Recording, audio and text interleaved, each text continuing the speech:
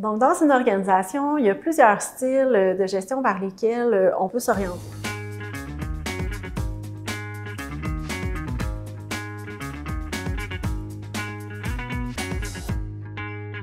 Donc, souvent, il y a le style de gestion plus traditionnel, où est-ce que là, on accompagne les gens, on a des objectifs, on fait des suivis réguliers, tout ça.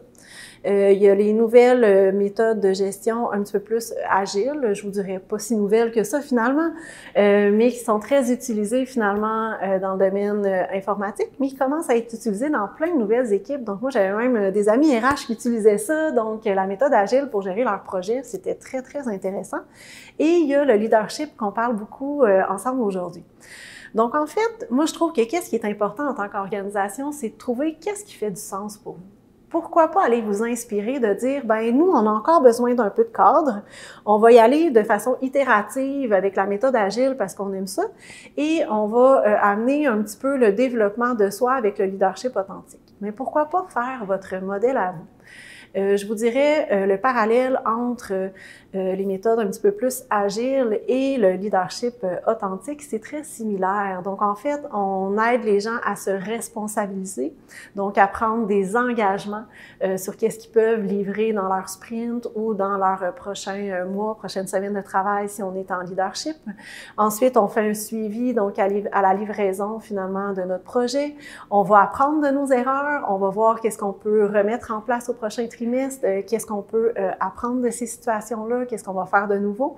Donc, je vous dirais que ces méthodes-là, qu'est-ce qui est similaire, c'est qu'on vient prendre un pas de recul puis voir, OK, en toute authenticité, qu'est-ce qui a bien été? Qu'est-ce qui n'a pas bien été?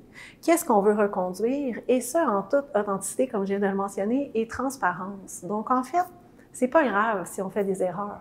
C'est pas grave si on s'est trompé, si on n'est pas allé dans la bonne direction. L'important, c'est de s'en rendre compte, d'apprendre et de faire nouveau la prochaine fois.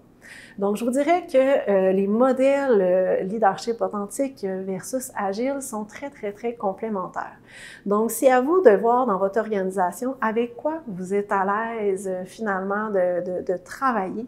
Quelle est votre culture? Qu'est-ce que vous valorisez chez vous en tant qu'entreprise? Quelles sont vos valeurs, super important aussi, donc la place de vos valeurs, votre ADN, qu'est-ce qui fait que vous agissez au quotidien, que vous êtes bien, que vous êtes en cohérence, donc c'est vraiment en fonction de vos valeurs.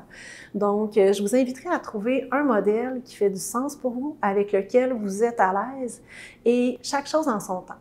Parce que je vous dirais, en tant qu'entrepreneur ou en tant que gestionnaire, on ne peut pas amener notre entreprise ou nos employés plus loin que où est-ce qu'on est rendu en tant que leader dans la vie.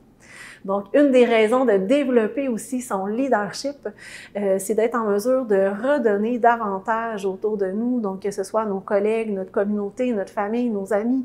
Donc, si on veut être un meilleur humain, donc c'est vraiment de se développer et pour mieux redonner autour de soi. Donc, souvent, les gens vont se demander, est-ce qu'il peut y avoir un risque, finalement, de former plein de leaders dans l'organisation? Donc, un gestionnaire, il peut avoir peur, par exemple, de perdre justement son plein pouvoir auprès de ses collègues. Peut-être que l'entrepreneur, il va se dire, ben là, j'ai plein de leaders dans ma compagnie, est-ce qu'ils vont tous partir à leur compte demain matin?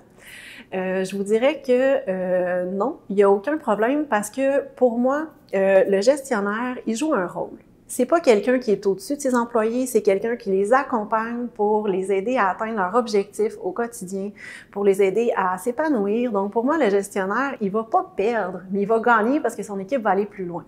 Donc, en fait, le gestionnaire est là, encore une fois, pour accompagner ces gens. Pour moi, un gestionnaire, c'est quelqu'un qui est en dessous de ses employés, qui les aide à aller plus loin, qui les aide à atteindre les objectifs de l'entreprise.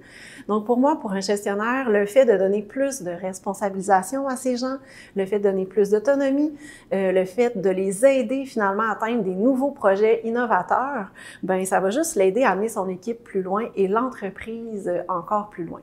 Donc, je vous dirais que pour moi, il n'y a pas de risque en tant que gestionnaire, mais ça nous amène vraiment plus loin en tant qu'entreprise. Et je pense qu'il ne faut pas avoir peur aussi de l'innovation. Donc, c'est sûr que ça se peut des fois qu'on ait des idées puis qu'on fasse, ben voyons, ça sort d'où ça? Qu'est-ce qu'on va faire avec ça? Ben sur le coup, oui, ça peut être un petit peu ébranlant, mais je pense que toutes les bonnes idées sont bonnes à être exploitées, à être peut-être revues en équipe, puis de voir, ben nous, dans notre mission, dans notre entreprise, dans notre vision, comment on pourrait finalement faire pour développer des projets comme ça qui vont nous amener plus loin et qui vont permettre à nos gens finalement de se réaliser au quotidien.